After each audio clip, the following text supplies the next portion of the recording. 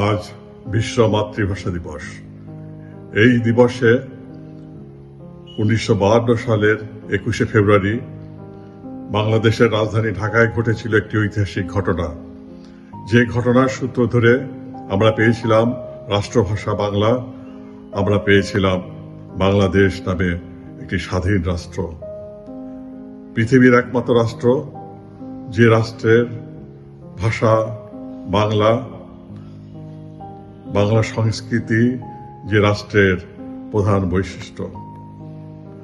এই বাংলাকে ধারণ করার জন্য, এই বাংলাকে প্রতিষ্ঠিত করার জন্য আমাদের বহু ছাত্র জনতা জীবন দিয়েছেন। বাংলাদেশের স্বাধীনতা যুদ্ধে আমাদের বহু মানুষ শহীদ হয়েছেন।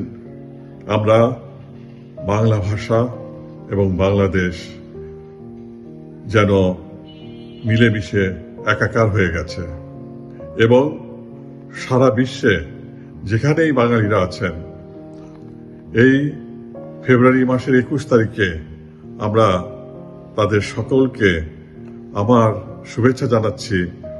কারণ আজ সারা পৃথিবীতে বাংলা ছড়িয়ে গেছে। বাংলায় কথা বলা, বাংলা গান, বাংলা সংস্কৃতি, বাংলা সাহিত্য আজ পৃথিবীর কোনায় কোনায়।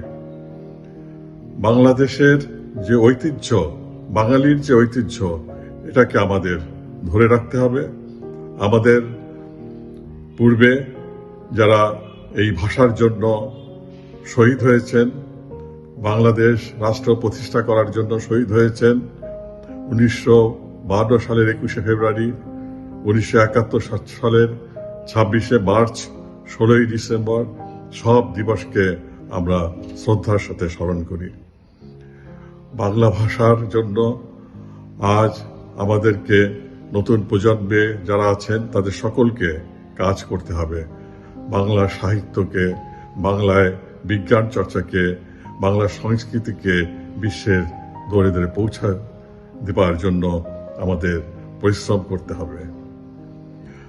নিউজস্কোপ বাংলা আমাকে যে কথা বলার সুযোগ করে দিয়েছেন, সেজন্য তাদেরকে ধন্যবাদ জানাচ্ছি এবং প্রত্যাশা করছি বাংলা ভাষার জন্য পৃথিবীর সকল প্রান্তে তাদের কর্মকাণ্ড, তাদের সম্প্রচার অব্যাহত রাখবেন এবং বাংলাকে, বাংলা সংস্কৃতিকে তারা প্রতিষ্ঠিত করবেন।